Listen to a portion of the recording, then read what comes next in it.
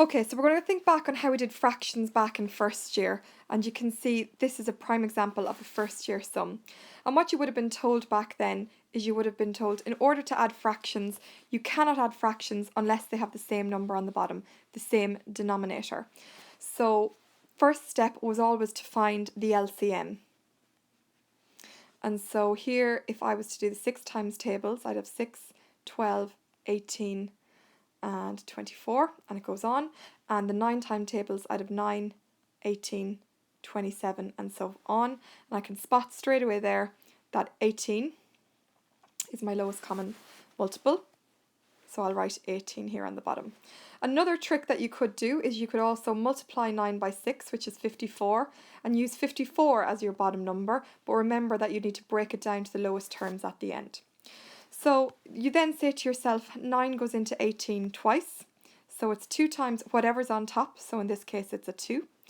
And then you look at the sign in the centre here, and it's a plus, so it would be plus, and then you say to yourself, 6 goes into 18 3 times, so it's 3 times whatever's on top, so in that case it's a 5, and then you work out the brackets. So my next line will be 18 on the bottom, and 2 times 2 is 4, plus 3 times 5 is 15, and that gives me 19 over 18, and if I wanted to rewrite that as a mixed number, that's 1 and 1/18. So it's the same idea when we're dealing with algebraic fractions.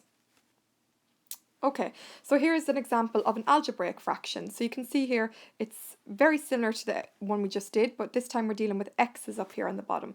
But the premise is the same. So again, I know already that my common denominator, so I'll write the sum up here, it's 2x over 9 plus 5x over 6, and my common denominator here is 18. And I now say to myself, 9 goes into 18 twice, and it's 2 times whatever's on top, and in this case it's going to be 2x. Then watch for the sign in the middle, plus 6 goes into 18 3 times, and so it's 3 times whatever's on top, and in this case it's a 5x.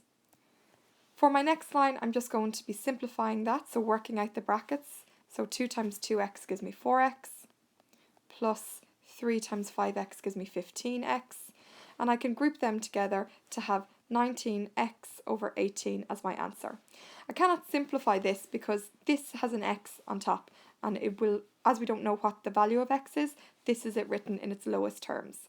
So the question asked me to write it as a single fraction. I've done that. I still have a fraction here, but it's a single fraction. Okay, so moving on to one that's a little bit more difficult in the sense that it's got a few things going on the numerators. So again, I'm looking at this, it's 5x plus 2 divided by 3 minus 4x plus 3 divided by 4. But essentially it's just one fraction, subtract another fraction.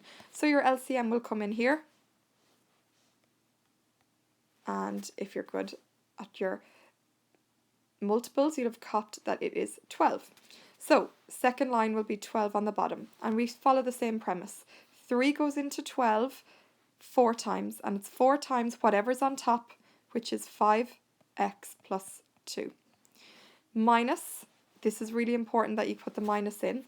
4 goes into 12 3 times, so it's going to be minus 3 times whatever's on top, which is 4x plus 3. My next step, I'm going to work out the brackets here. So I'm going to have 12 on the bottom and work out my brackets. 4 times 5x is going to give me 20x. 4 times 2 is going to give me plus 8. Minus 3 times 4x gives me minus 12x. And minus 3 times plus 3 gives me minus 9. So for my final part here, I'm just going to group what I can together. And you can see here that on my top line I have a 20x and a minus 12x. So my last remaining line will be 8x there. And then I have a plus 8 and a minus 9. So my final answer will be 8x minus 1. And that is it written as a single fraction.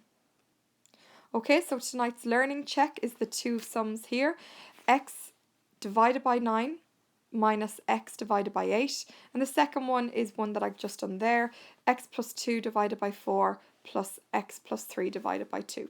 And I'll see everybody tomorrow.